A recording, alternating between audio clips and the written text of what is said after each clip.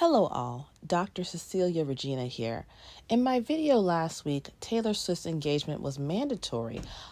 We didn't get to spend as much time as I wanted to on the branding piece, and I feel like this follow-up with her fiance, Travis Kelce, is really going to hit home and draw a much more clear delineation about how this engagement is about, first of all, money, and second of all, the reification of hierarchy and a return to certain, shall we say, old values. And don't forget to hit that subscribe button below and follow me on TikTok and Patreon for more of this kind of content. And a big shout out and personal thank you to Melanie Hamlet for inspiring me to do this follow up because I did not know some of this stuff about Travis Kelce until I saw her post on TikTok and I said, man, I just have to follow up on this. So it was through her I learned about his GQ cover, I'm Not Much for magazines. But the minute I saw this, I said, they are unironically playing in your face. Let's look at the tagline. America's sweetheart, Travis Kelce. This is GQ. It's important to note several things. GQ is a style magazine.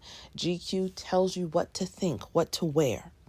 And this photo shoot was styled by Law Roach, a very famous Hollywood stylist and image consultant. Does this picture remind you of anything? Because the first time I saw it, I said, oh my God, all I could think of was this very famous moment. Yes, that is one of the January 6th insurrectionists breaking into the Capitol with this same kind of hat on his head, also bare-chested with the hairy chest. They look startlingly similar, don't they? GQ cover. Seditionists unaliving police officers and breaking into the Capitol. Now, why would they be styling a person and claiming they're America's sweetheart when they look like this? Could it have anything to do with the current administration? Let's think. Let's go to the inner cover of the magazine.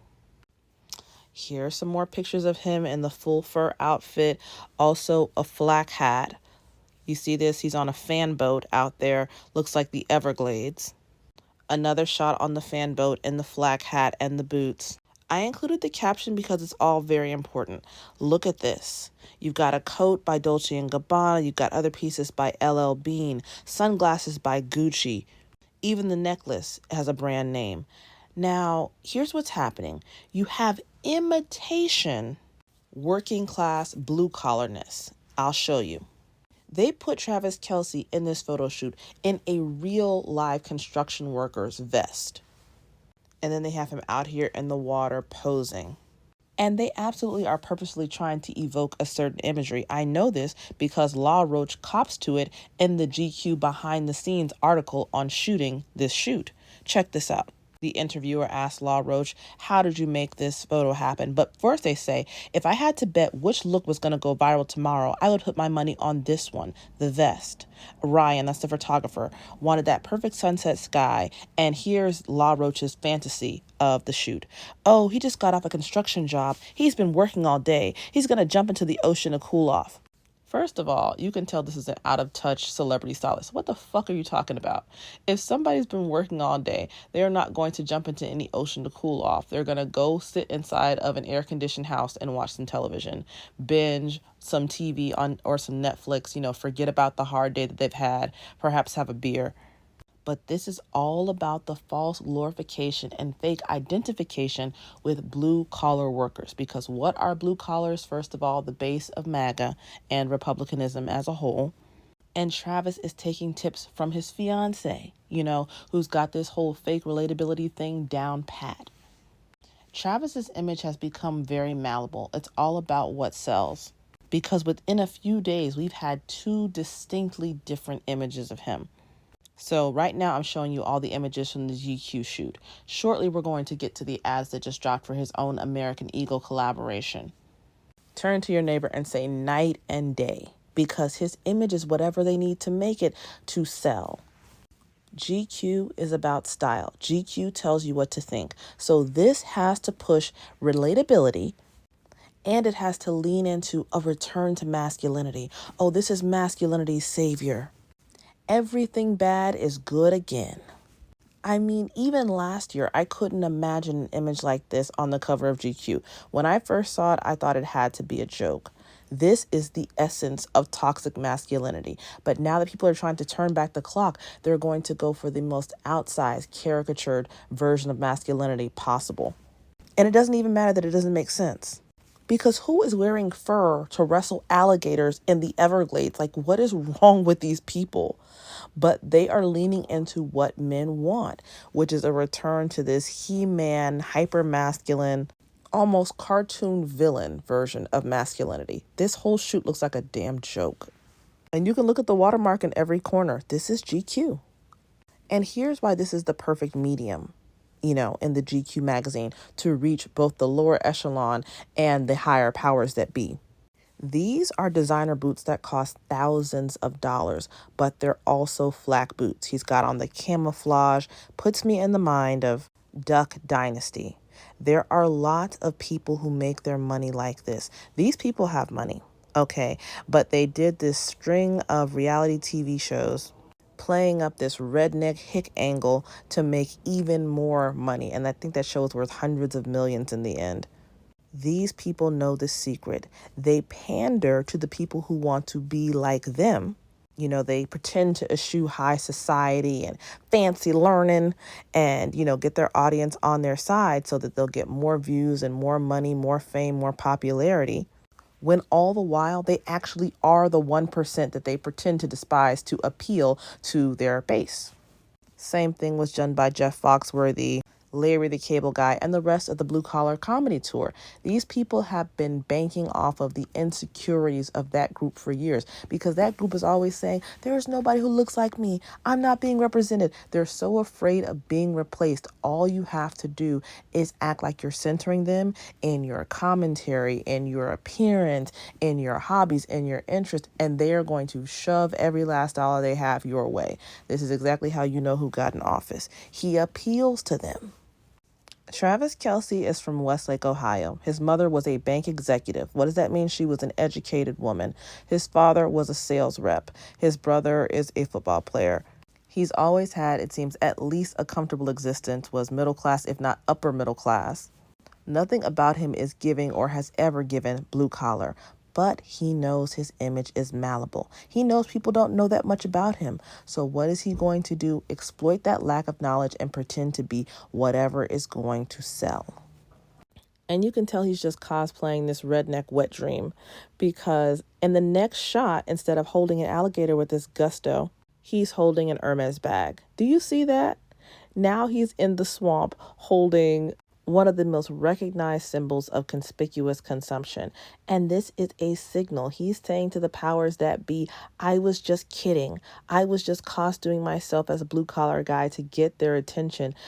I'm part of your group. I'm one of you. And if you give me a platform, I'm going to be a good boy. I'm going to tell them what to buy and what to like and what to wear. I'm going to spread your message. Just give me my benefits. Give me a platform and I promise I will proselytize the good word of consumerism to all my followers. Because please tell me what the hell being in this swamp has to do with an Hermes bag. Please. Unless it was to imitate something because the outfit and this coloring looks suspiciously familiar. This is the same guy from the Capitol riots, but it's important to note this is not January 6th. This is a photo shoot he did later. Why are they recreating this? Look at that color palette. It's identical. It's all intentional. And you're saying, why fur at all? This is the Everglades. This is Florida. This is the super, super hot scene. And they're in a swamp. Why does he have on a fur hat, fur clothes? Because fur has always been linked in the popular American imagination with a certain brand of toxic masculinity. Remember in the Barbie movie when Ken went rogue? What was he wearing? Fur over a bare chest and a necklace. Gracious, fur over a bare chest and a necklace. You also have to have shades and leather to cover up your eyes and show that you're not soft, you're tough, you're an alpha male. Shades, and the boots are leather. And here's more leather from the same shoot. But this isn't just any leather, guys. Look, this is leather fringe. Ken from the Barbie movie. Leather fringe, black leather fringe. In this article about costuming the Ken character and what the aesthetics meant, Duran referenced a series of archetypal masculine visuals. In other words, these are based on real life. This whole photo shoot is about the recostuming of old ideas and ideals, which is why they've mixed together a whole bunch of things that really don't go together fashion-wise. Leather, fur, stonewashed jeans, boots. If you look at these crazy outfits, there really is no unifying theme. The unifying theme is in the imagery. Poor white Republicans tend to think of themselves as temporarily embarrassed millionaires, and that's why they're constantly voting against programs and things that would actually help them, including programs they might actually be using, like welfare, WIC, or the Affordable Health Care Act, also known as Obamacare. So nothing is going to be more seductive to these people ideologically than the idea that a white elite person is just like them, that this person indulges in the same kinds of pastimes, has the same aesthetic, goes the same places, and even wants to imitate the kind of life they live on a daily basis. This photo shoot is like Hallmark for men. In my video about the Taylor Swift side of this piece, I said, all these women, her fans, are the kind who like to watch the Hallmark Channel movies. Because a lot of these women cherish the idea that deep down, no matter how accomplished and wealthy the city girl is, she would give it all up to live a quiet, small town existence, just like a lot of them are living. They want to believe everyone envies them. They're the ones people are watching, and everyone wants to be just like them. So a kind of shoot like this is calculated to feed into that mentality. It's going to be incredibly flattering to a certain demographic of people. This desperation to appeal using the most tired masculine cliches, it's honestly giving failed Tinder profile. Like, he's doing everything except holding up a big fish. He's holding a snake and an alligator standing out in the swamp wearing a cowboy hat. Now he's wearing a construction vest. This is ridiculous. It's got no rhyme or reason to it, except it just checks a bunch of boxes labeled male. Oh, you like him, he's masculine. Just a reminder, this is GQ. This is supposed to be about the cutting edge of fashion. And this man has on ripped jean shorts over camo pants. What in the hillbilly hell? And to me, it's such an over-the-top imitation of that kind of redneck aesthetic. I would think people would be insulted. I think they would be offended. But that's not how it works. People don't care how obvious, how much you pour it on. They just want to be flattered into believing someone who's got all the money and access in the world wants to live like you. It's worked before. Look at George W. Bush. I think the last time we saw this, I'm just an ordinary guy grift on this level, was George W. Bush. And people voted for him apparently because he's the kind of guy you want to have a beer with. What that has to do with being the president, I do not know. Did you know, though, he isn't even from Texas? He was born in Connecticut to a father who was also from New England. He spent a couple of years in Texas as a child, but he went on to attend ritzy East Coast private schools like Phillips and Andover. And then he went to Yale for undergrad and Harvard for business school. Okay, he didn't move back to Texas until he was 30. Actually older than 30. And when he first campaigned for House of Representatives in Texas, he lost because his opponent painted him as an outsider who was not in touch with the regular down-to-earth Texans. And he went out of his way to change his image. He bought a ranch. He started riding horses, shooting guns, wearing boots, and talking with an extremely exaggerated Texas accent, the whole 9 yards. And it worked like gangbusters. He was a very popular governor of Texas for years, and then he was elected president. And he never stopped performing this role. Remember when he was president, he was hardly in the White House because he had to go down to that ranch every 5 minutes. He used to have a month-long vacation at his ranch rather than, being the president. And it's the same thing with many country singers, especially Shania Twain. She's been anointed the queen of country pop. She's the darling of country music. And did you know she's Canadian? Same as Bush, that overly strong country twang and accent, especially when she sings, all completely fake. She wanted to be in the music business, found out country was the highest selling genre at the time, and completely changed her image after selling almost 0 copies of the album that she made in Canada, where she just sang in her normal voice. After that flop, she changed her name, she started dressing country, and of course her lyrics sound like every country stereotype known to man. It sounds like country music bingo when she sings. Because she refuses to deviate from the formula. Whatever sells is what she sings. And now her Country Girl act has sold over 100 million copies. And the same is true with so many country stars. Brett Kissel's also from Canada. Keith Urban is from New Zealand. And these people walk around with the thickest country accents. I mean, thick as molasses and fake as a $3 bill. But I guess their audience doesn't care if it's genuine or not, as long as it proves, oh, I admire you. I want to be like you. They want something that conforms to their worldview more than they want, quote, authenticity. It's funny. The same people who were getting on Beyonce for doing Cowboy Carter 2 and saying, oh, this is so fake, it's inauthentic, do not mind country singers from around the world as long as they're white and put on the costume of white country Americana. And that's what having images like this labeled America's Sweetheart is all about. This image and this image heading up a magazine that used to be seen as very exclusive. You know, the men on GQ had on the best, most expensive, most tailored suits and ties. Indicates a certain willingness to reach across the aisle, a certain flattening of cultural demarcation. In other words, any way of life can be aspirational as long as the person who's the right complexion is saying the thing. Because back to the idea of Cowboy Carter 2, a black woman who had been in this country, you know, descended for generations was considered not real country, but they could go and gather up the singers from Britain, Australia, New Zealand, Canada, and make them the faces, the literal faces of a certain kind of country music, and nobody says anything about them being inauthentic. What's the difference?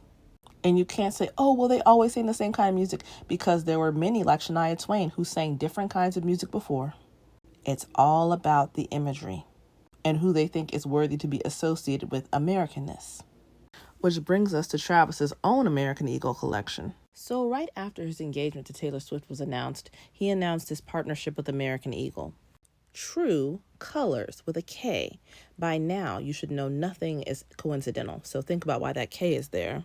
For those who don't know, American Eagle was recently infamed for this ad campaign featuring Sydney Sweeney, which many said pushed eugenics and racism, and also grooming and abuse, as it was based on the Brooke Shields campaign for jeans when she was 14 years old.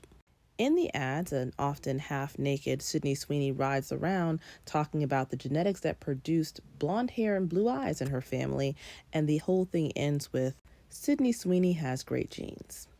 This just happened, and this is the company that Travis Kelce is partnering with. Nothing is by coincidence. You'll recall, I told you last week, Taylor Swift wore a Ralph Lauren dress to her engagement, and it's already sold out online. This was for the sake of plausible deniability.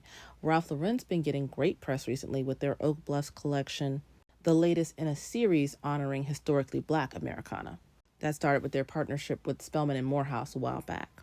This was it so when his collection dropped, they could say, see, we're not racist. We support all kinds of American brands. We just love Americans. All Americans. And indeed, Travis Kelce's collection does feature some people of color, but we'll get to that in a minute. First, let's set the stage. So we have a lot of this boring beige eugenics outfits, bad street style he ripped off of Black players. But here's the thing I thought was the most interesting. This is one of only 3 young women featured in the campaign, but all the women I noticed are or look significantly younger than the men being featured. Now look at this young-looking, lean, blonde young lady. I took these from a video. Here she is putting on a jacket that says TK on the back, you know, Travis Kelce. And here she is with the whole jacket on. It looks like a Letterman's jacket, right? Looks like a girl wearing her boyfriend's jacket. She's the only one in the campaign posed this way, and the only one who wears something like this who is not Travis Kelce. It's leaning into that whole Taylor Swift iconography, but it's taking it to a new and even more uncomfortable place, because this girl looks and is significantly younger than Travis Kelce. It's reifying that whole push for child marriage that's going on right now in this country, and that desire to prey on younger women because they think they're more vulnerable and older women aren't thinking about them. Like, the whole outfit gives high school, the plain t-shirt and the denim skirt. I looked it up, and yeah, she is 17 years old. And you're like, oh, well, A&E sells to teenagers. Then how come all the other women are in their 20s? Ozzy Fudd is the basketball player featured. She's 22. Sunny Lee is 21. So how come they have a 17-year-old child in here with these grown adult athletes? How come she's the only one wearing a monogram TK jacket? aside from him. It's giving ownership. And do you notice anything about all the women faces of this campaign? They're all young and they're an acceptable complexion and body type. They're not overly muscular, they're not built very scary, they look small and demure.